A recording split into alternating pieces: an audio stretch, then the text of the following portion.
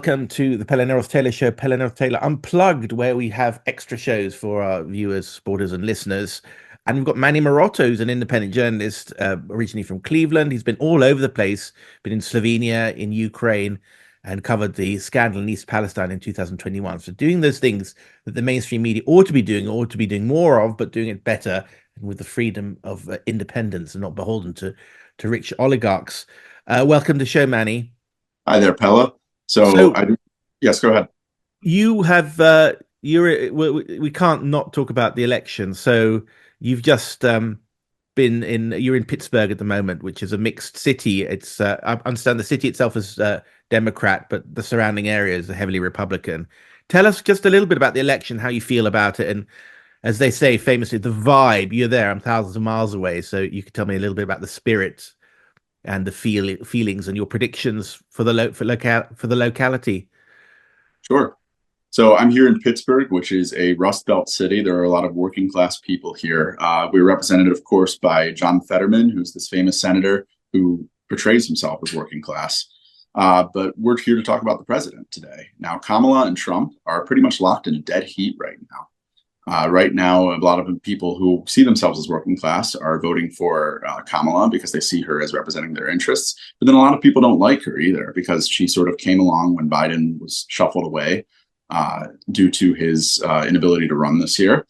And so people are voting for Trump because of that and for other reasons too. They think that he'll protect our borders. For a lot of people, the borders and inflation, financial inflation, are the chief issues. And so people are voting for Trump for that reason, people I know here in the city.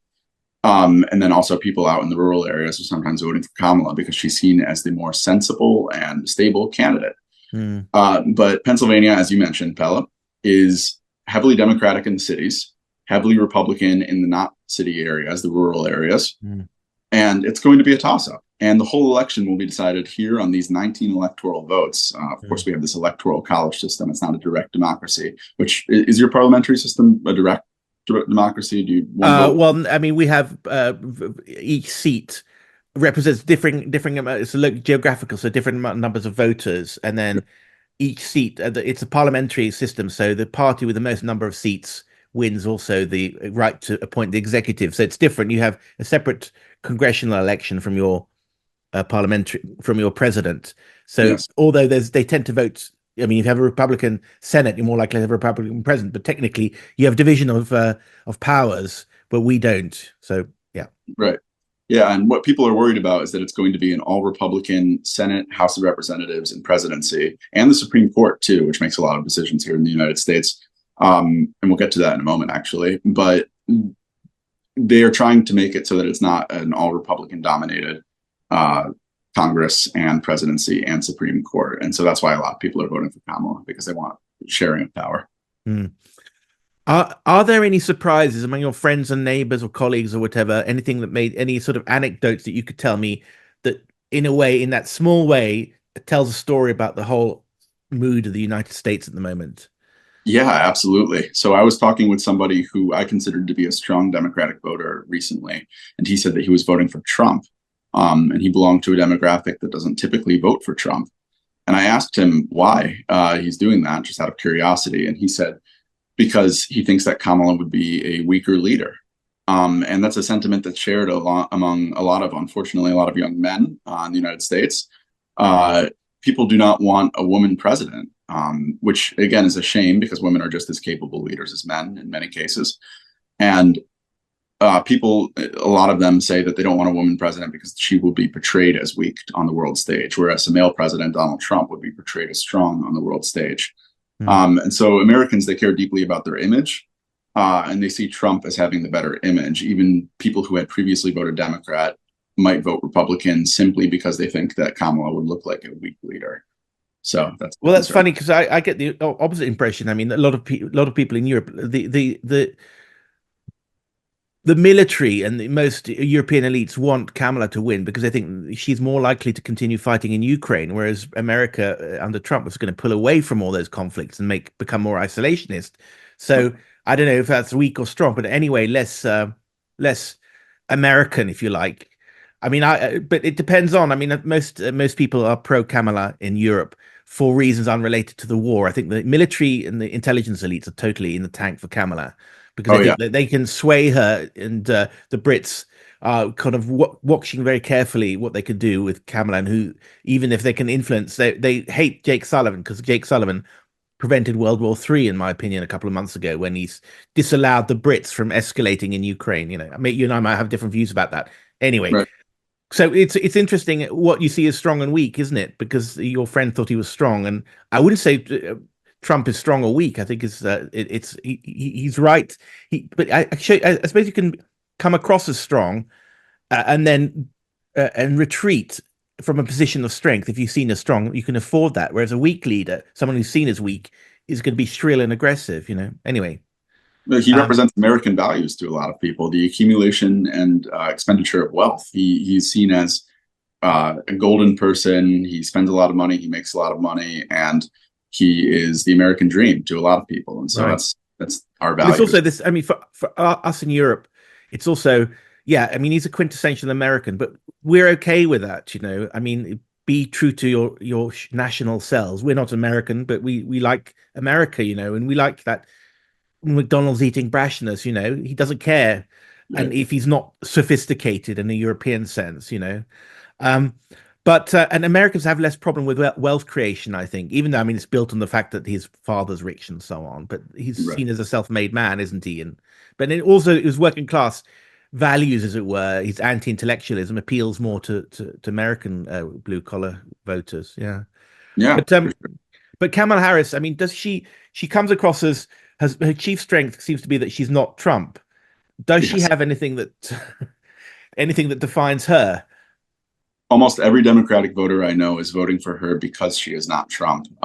Very few people I know see anything of value in Kamala.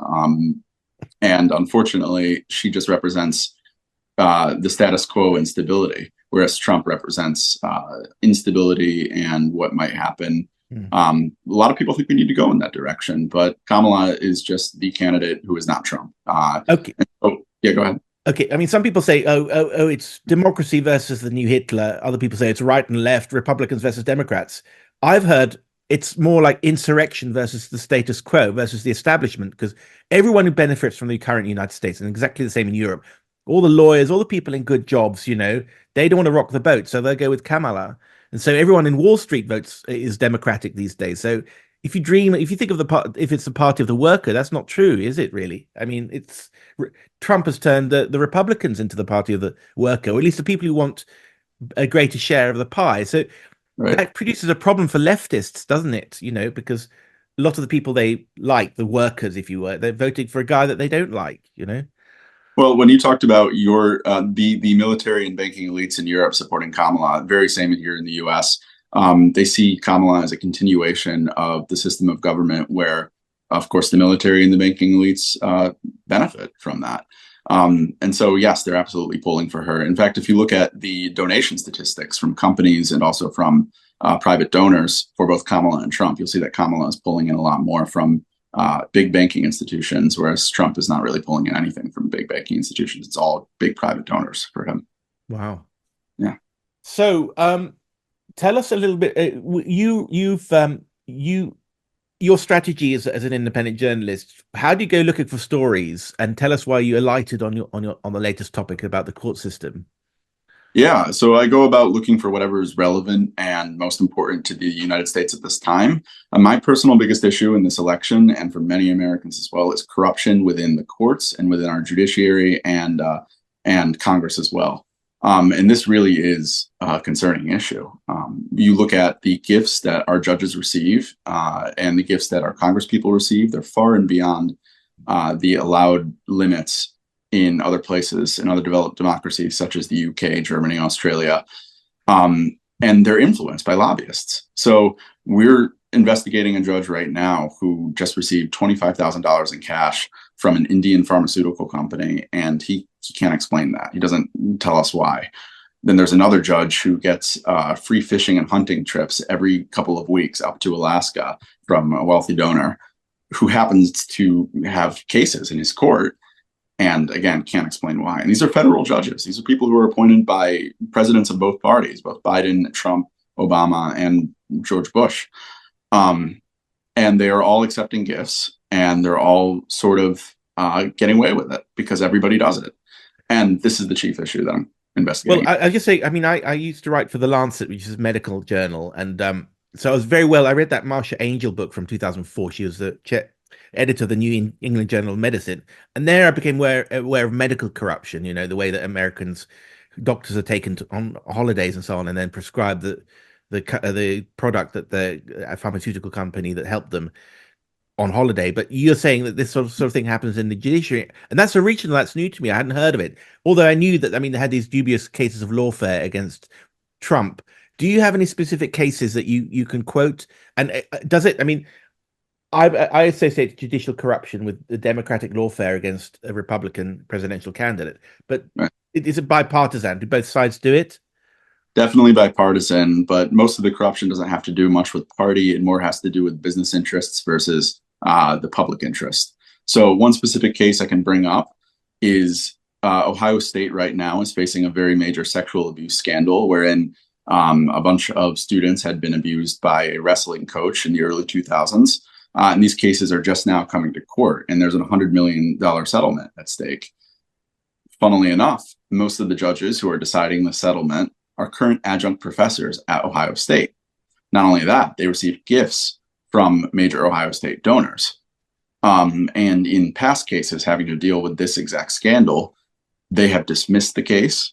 They have refused to recuse themselves from the case, which means they refuse to take themselves off when there's an obvious conflict of interest here. And they're not facing any consequences for it.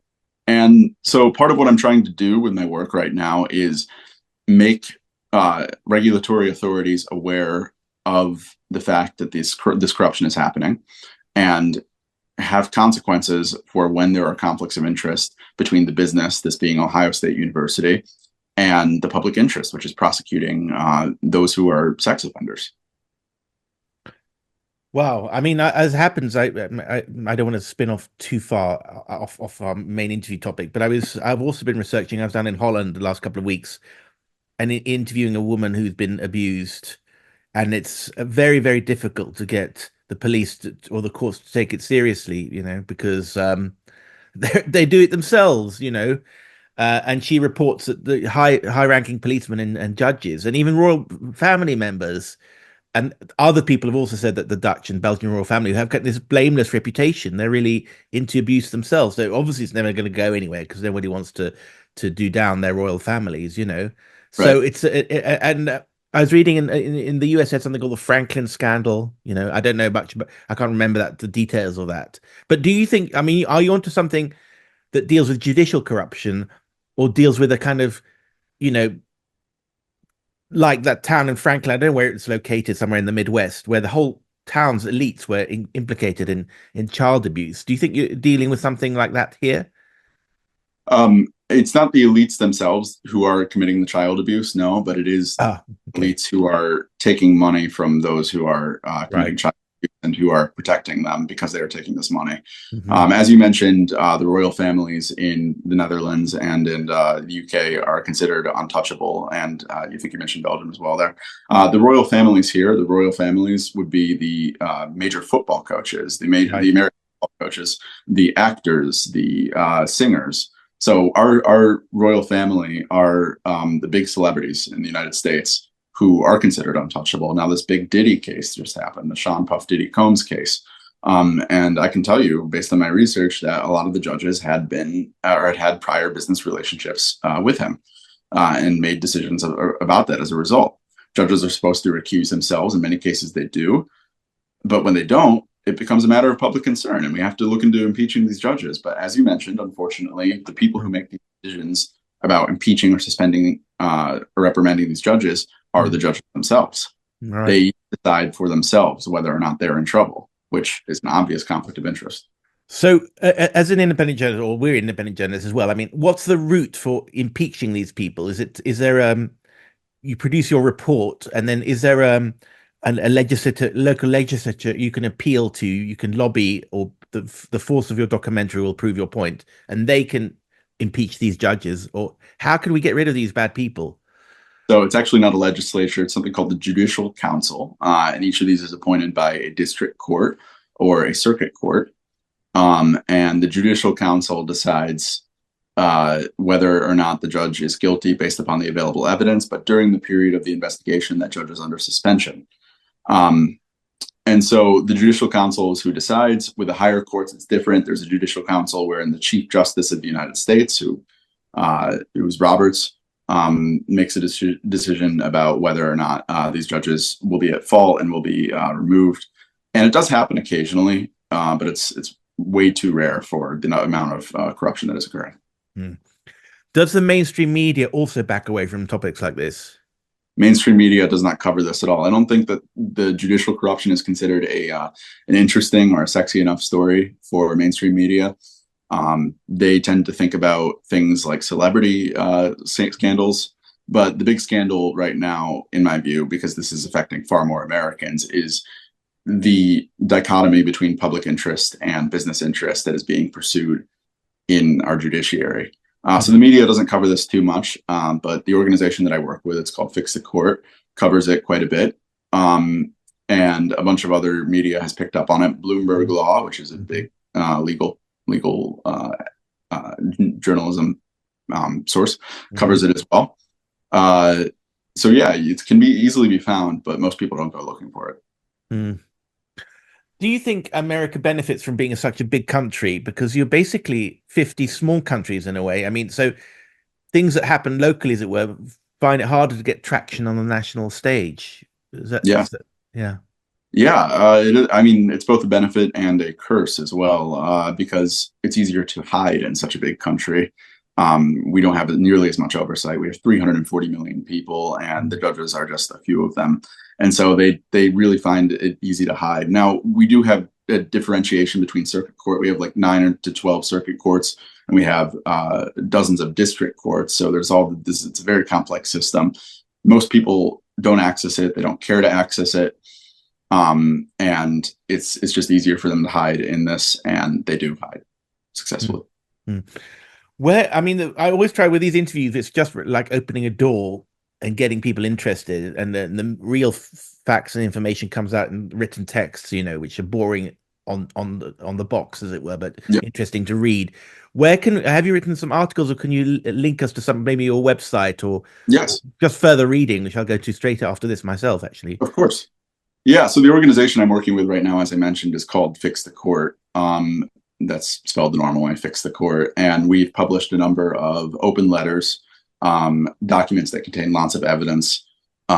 We've just published reports on the corruption that's happening in the court system right now. Our main goals right now are to revise disclosure requirements that would force judges to disclose whether they received large gifts from business interests, and also to allow recording in courtrooms. Because in the UK, they allow recording in courtrooms. They allow the public to watch what's happening. In the US, that's not the case. So we want recording in courtrooms, disclosure of gifts, and also tenure limits as well, because our judges are elected for life, our federal judges. And we have a 97-year-old right now who's serving as a federal judge who's senile, and she refuses to step down. Wow. And we need stricter rules on that. I mean, isn't one like when you have tenure a lot in the States in academia, and that's supposed to be a guarantor of free speech, because if you can't get fired, you can research and talk more freely, but I don't know, perhaps the argument doesn't apply to courts. And of course, it does sound crazy. And at one point you had a 102-year-old senator, didn't you? Strom Thurmond or something. Strom Thurmond, yeah. Yeah, right. So we'll check that out. Thank you so much, Manny. Incredibly interesting stuff, and not the sort of thing you'd find out just by reading the mainstream media, which is why X is so good. It's niche, but it's not niche at all. Thank you so much, Manny. Would love to have you on the main show.